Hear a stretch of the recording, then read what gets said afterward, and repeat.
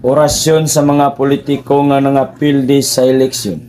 O yamot nga mga kapitan o mga kagawad nga nangapildi atong eleksyon, hinaot nga dili mo mag-uol tubag Say giinter, bisag kamo og nangapildi na og dagkong kwarta. Ayaw lang intaw na ninyo huna-hunaa tubag. say giinter, Pila binagayod sa mga kagawad nga wala swerte ha. Hinaot nga kamo makamove on na tubag. say giinter, Og kadtong mga botante nga nakakupras og dagkong kwarta sa sunod eleksyon ayaw na intaw na ninyog utruha tubag. nganong magbuot man ka, Busa dili nato mabasol ang tao pikas ug pikas siya mudawat og kwarta tungod sa kakrisis karong panahon na tubag. say giinter, Pero dili nimo angay nga ikabalaka kay imong ngalan gihapon ang iyang isulat